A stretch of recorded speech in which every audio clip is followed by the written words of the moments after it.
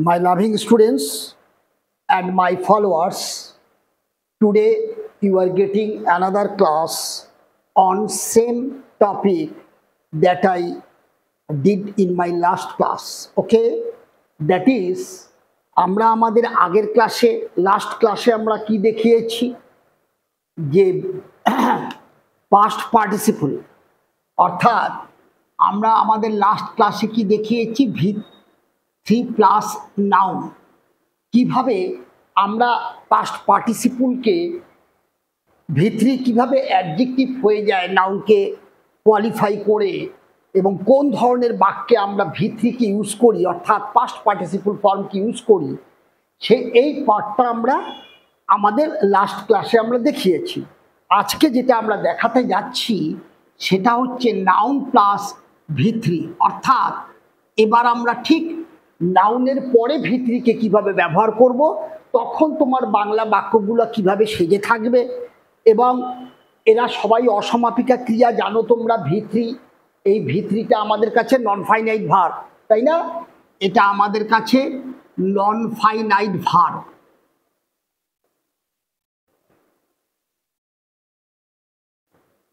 Non finite verb, ঠিক আছে? এই V3টা আমাদের কাছে নন ফাইনাইট ভার্ব অর্থাৎ পাস্ট পার্টিসিপলকে ইউজ করা। নন ফাইনাইট ভার্ব বাংলায় অসমাপিকা ক্রিয়া বলি। এই অসমাপিকা ক্রিয়া যখন V3 আমরা ব্যবহার করব তখন বাংলা বাক্যে সেই অসমাপিকা ক্রিয়ার উচ্চারণটা কি অবস্থায় থাকবে এবং কোন উচ্চারণে আমরা V3 কে ইউজ করব সেটা আমার আগের ক্লাসে আমরা দেখিয়েছি V3 প্লাস N দিয়ে। আজকে আমরা দেখব N প্লাস V3 দিয়ে অর্থাৎ নাউনের সাথে আমরা পাস্ট পার্টিসিপল অ্যাডজেক্টিভ ব্যবহার করা শিখব।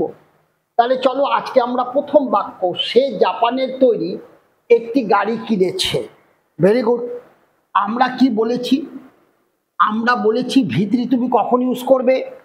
যখন হয়ে যাওয়া কোনো কাজ কোনো নাউনকে ব্যাখ্যা করতে ব্যবহার হবে তখন আমরা এই V3 পাস্ট পার্টিসিপল ফর্মটাকে ব্যবহার করব নাউনটাকে ব্যাখ্যা করতে, তখন সেটা অ্যাডজেক্টিভের কাজ করবে। ক্লিয়ার ব্যাপারটা? তাই এদেরকে বলে ভার্বাবল অ্যাডজেক্টিভ।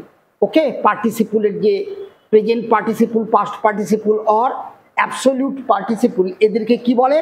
ভার্বাবল অ্যাডজেক্টিভ। এদের জন্ম ভার্ব থেকে, কিন্তু এরা অ্যাডজেক্টিভের কাজ করবে।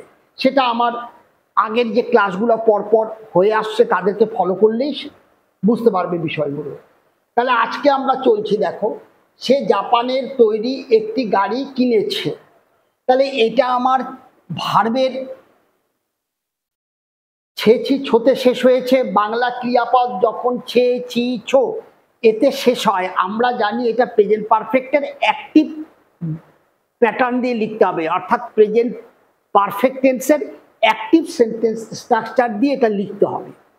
সেটা কিভাবে বুঝবে? আমার আগের ক্লাসগুলো ফলো করলে দেখবে, যেখানে আমি টেন্স ভয়েস একসাথে করিয়েছি সেখানে এই আলোচনাগুলো করা আছে। তাহলে সে কিনেছে, তাহলে আমি কি লিখব? হি হ্যাজ বট। বাইয়ের 3 নম্বর ফর্ম। ক্লিয়ার? তাহলে হি হ্যাজ বট, সে কিনেছে। কি কিনেছে? একটি গাড়ি। তাহলে এ কার, একটি গাড়ি কিনেছে। গাড়িটা কি গাড়ি, কেমন গাড়ি? বলছে জাপানের তৈরি। তার মানে যে জাপানের তৈরি এই অংশটাকে আমাদের এখন নাউনের পরে আমাদের ব্যবহার করতে হবে। তাহলে কার হচ্ছে আমার কাছে নাউন, কার আমার কাছে নাউন। এবার এই কারটা কেমন? বলছে জাপানের তৈরি। ক্লিয়ার ব্যাপারটা? তাহলে তৈরি, তাহলে এই দেখো আমি ভার্বের 3 নম্বর ফর্ম V3 বসিয়ে দিলাম। তাহলে মেড অফ বা মেড ইন জাপান করে দাও, মেড ইন জাপান। ক্লিয়ার? তাহলে এখানে কি করব? Made in Japan. ক্লিয়ার? তাহলে দেখো একটা জিনিস, এই যে জাপানের তৈরি, যে কোনো গাড়ি না, জাপানের তৈরি গাড়িটি, অর্থাৎ এই গাড়িটাকে জাপানের তৈরি, এই বাংলায় এই এক্সপ্রেশনটা দিয়ে কারকে ব্যাখ্যা করা হয়েছে। তাই এই অংশটাকে আমরা কি বলবো? V3 form. এটা আমাদের আর ভার্ব রইল না, এটা আমাদের পার্টিসিপল অ্যাডজেক্টিভ হয়ে গেল। ক্লিয়ার ব্যাপারটা কি? আর মেড ইন জাপান, ঠিক আছে, এটা হয়ে গেল অ্যাডজেক্টিভ ফ্রেজ। ক্লিয়ার? তাহলে has bought a car made in Japan, V3 use করে দিলাম, এটা আর ভার্ব নেই, অ্যাডজেক্টিভ হয়ে গেছে। এই গাড়িটা কেমন গাড়ি সেটা এই মেড ইন জাপান বলে দিল, তাই এই নাউনটাকে কোয়ালিফাই করলো বলে এটা আমাদের কাছে পাস্ট পার্টিসিপল হিসেবে এইভাবে আমরা ব্যবহার করলাম। এটা অ্যাডজেক্টিভের ভূমিকা পালন করছে। ক্লিয়ার?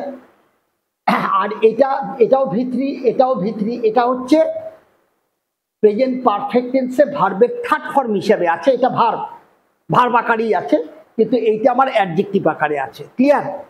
এবার চলো, আমি রবীন্দ্রনাথ ঠাকুরের লেখা একটি কবিতা পড়ছি।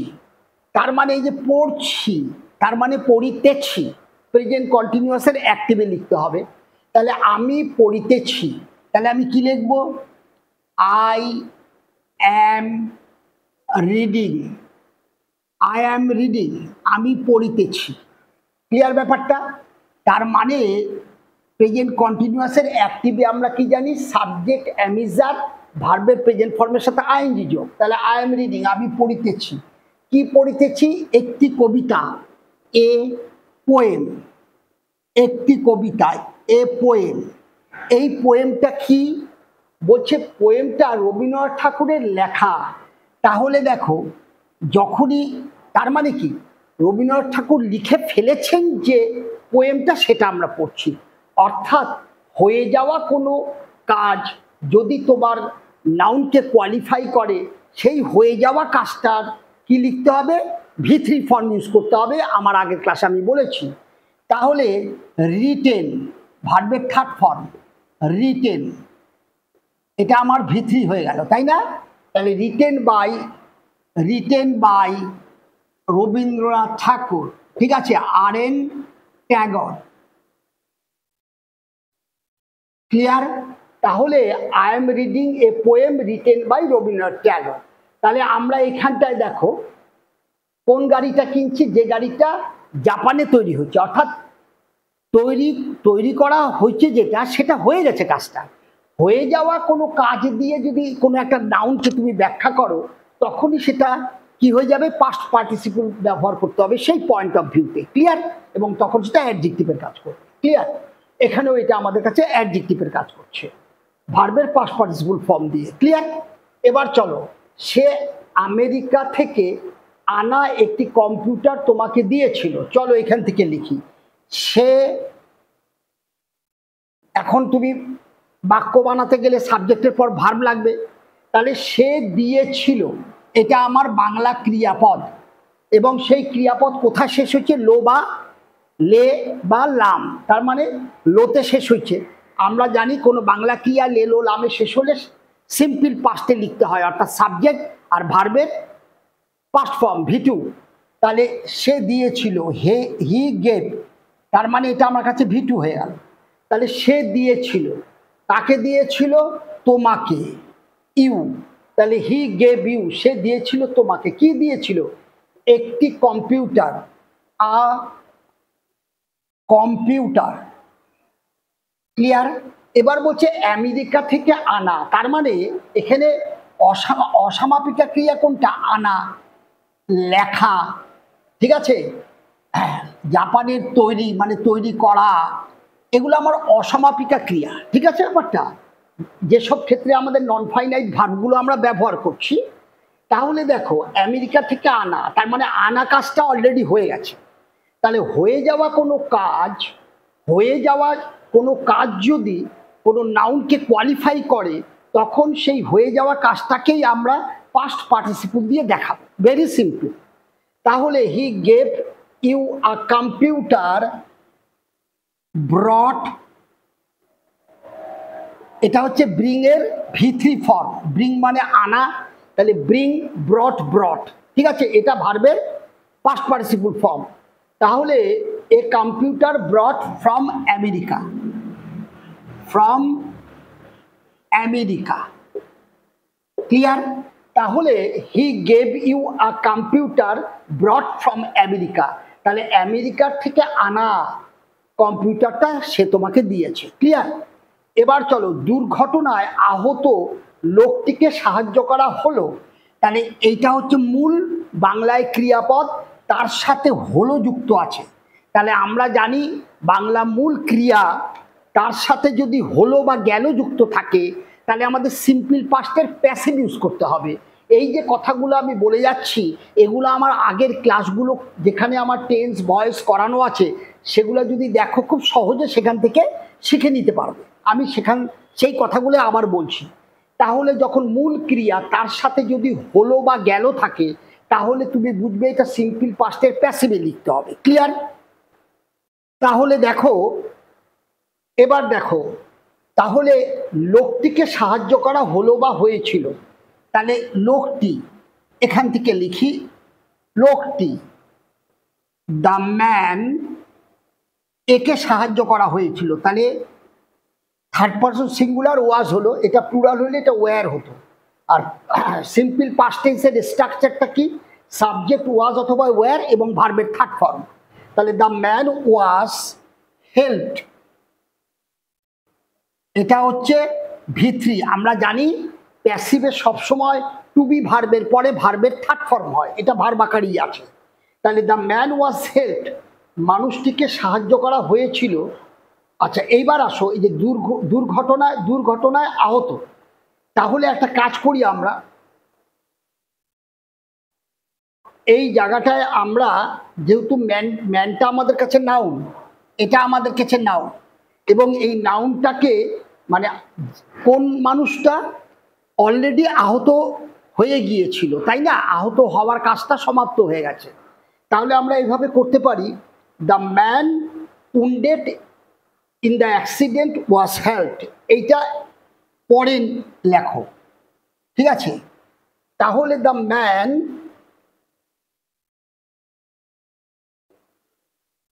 wounded in the accident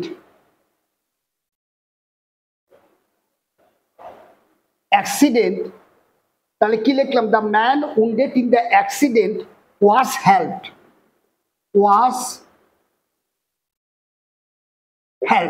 clear ব্যাপারটা? এখানে একটা কমাও লিখতে পারো, দিতে পারো। তাহলে the man actually was helped, ম্যানকে কি করলাম? The man wounded in the accident, যে কোনো মানুষ নয়, দুর্ঘটনায় আহত। ক্লিয়ার? তাহলে আহত হয়ে গেছিল যে ব্যক্তি, তার মানে আহত হওয়ার কাজটা হয়ে গেছিল। হয়ে যাওয়া কাজ দিয়ে তুমি যদি কোনো নাউনকে দেখাতে চাও, ব্যাখ্যা করতে চাও, তখন আমাদের এটাকে পাস্ট পার্টিসিপল দিয়ে আমাদের এই অংশটা লিখতে হবে। ক্লিয়ার ব্যাপারটা? এবার চলো, ব্যাংক থেকে নেওয়া টাকাটা ফেরত দেওয়া হবে, তাহলে আমরা এখানে কি পেলাম? এইখানে আমরা কি পেলাম? এখানটা আমরা মূল ক্রিয়াপদ দেওয়া, তার সাথে পাচ্ছ হবে। তাহলে আমরা কি শিখেছি? বাংলার যে ক্রিয়াপদের উচ্চারণটা, তার সাথে যদি তুমি হবে, ঠিক আছে, এটা যুক্ত থাকে, তাহলে আমরা সিম্পল ফিউচারের প্যাসিভ ইউজ করব, তাই না? তাহলে দেখো, ব্যাংক থেকে নেওয়া টাকা মানে এই টাকাটাকে ফেরত দেওয়া হবে, তাহলে আমরা কি লিখবো? দ্য মানি, এবার ব্যাংক থেকে নেওয়া, তার মানে নেওয়ার কাজটা আগে হয়ে গেছে, সেই নেওয়া টাকাটা ফেরত দিব, নেওয়ার কাজ আগে হয়ে গেছে। তাহলে যে মানে যখন কাজটা আগে হয়ে গেছে এবং সেই আগে হয়ে যাওয়া কোনো কাজ দিয়ে যদি নাউনটাকে দেখাতে চাও, তাহলে আমরা পাস্ট পার্টিসিপল ফর্ম ইউজ করব। দ্য মানি টেকেন, এটা হচ্ছে আমাদের V3, ঠিক আছে?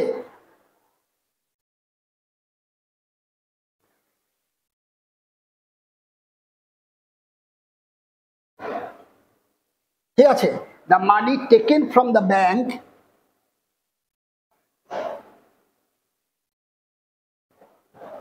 হয়ে গেল। তাহলে ব্যাংক থেকে নেওয়া টাকাটা, ঠিক আছে, the money taken from the bank, এইটাকে আমি কি হবে? ফেরত দেওয়া হবে। তাহলে উইল বি, এটা আমার সিম্পল ফিউচারের প্যাসিভ, তাহলে কি লিখবো? উইল বি রিটার্ন, তাই না? উইল বি রিটার্ন V3, এটা হচ্ছে আমাদের ভার্বের পাস্ট পার্টিসিপল ফর্ম, এটা ভার্ব আকারে আছে, আর এখানে ভিত্তিটা অ্যাডজেক্টিভ হয়ে গেছে। ক্লিয়ার ব্যাপারটা? তাহলে এইভাবে তোমরা এই ধরনের বাক্যগুলোকে পাস্ট পার্টিসিপল দিয়ে কিভাবে লিখতে হয় সেই আলোচনাগুলো আমরা করলাম। ক্লিয়ার ব্যাপারটা? আগের ক্লাসে আমরা দেখেছি V3 প্লাস নাউন দিয়ে, আজকে যতগুলো বাক্য করলাম দেখো সব নাউন প্লাস V3 দিয়ে করা আছে। যেমন কার নাউন, তারপরে মেড V3, ঠিক আছে? দেখো পোয়েম নাউন, তারপরে দেখো V3 রিটেন, অর্থাৎ নাউন প্লাস V3 দিয়ে আমরা বাক্যগুলো করলাম, ঠিক আছে? এই যে কম্পিউটার, এটা নাউন, দেখো এটা V3, নাউন প্লাস V3। তারপরে দেখো দ্য ম্যান, এটা নাউন, উন্ডেড V3। তারপরে দেখো দ্য মানি, এটা নাউন আর টেকেন V3। অর্থাৎ আমি দেখাতে চাচ্ছি যে পাস্ট পার্টিসিপল ফর্ম দিয়ে যে আমরা অ্যাডজেক্টিভ করে নাউনকে কোয়ালিফাই করি, সেই অ্যাডজেক্টিভটা নাউনের আগে বসেও হয়, আবার নাউনের পরে বসেও সেটাকে আমরা ব্যবহার করতে পারি। কিভাবে আসবে, কোন ধরনের বাক্যে নাউনের আগে, কোন ধরনের বাক্যে নাউনের পরে বসে, সেইগুলোই আমি দুদিনের ক্লাস ওয়ার্ক করে তোমাদেরকে দেখালাম। ক্লিয়ার ব্যাপারটা? আশা করি এই বিষয়গুলো তোমরা বুঝে গেছো। ক্লিয়ার? তোমাদের কোনো প্রশ্ন যদি থাকে এই দুদিনের ক্লাস নিয়ে পাস্ট পার্টিসিপল, ঠিক আছে, then you put your idea or anything in your comment box, okay, and I will be there to answer you, no problem. Any question if you ask me from your grammar part, I am here to give you answer. You always feel free asking me any question on grammar part, isn't it? Very good. Now, like every time, I must say, আমার এই ক্লাসগুলো যদি তোমাদের সাহায্য করে বা করছে বলে মনে হয়, অবশ্যই লাইক করবে, শেয়ার করবে। ক্লিয়ার? যারা নতুন আছেন বা নতুন আছো, সাবস্ক্রাইব করবে, যাতে সকলের কাছে এই ক্লাসগুলো পৌঁছে যায়। বিশেষ করে আমাদের বাংলা মিডিয়ামের ছাত্রছাত্রী যারা বাংলায় আছে, মেনলি তাদের জন্যই আমার এই প্রচেষ্টা যে তারা কত সহজে বাংলা ভাষার মধ্য দিয়ে ইংরাজি থেকে শিখে নিতে পারে। ক্লিয়ার ব্যাপারটা?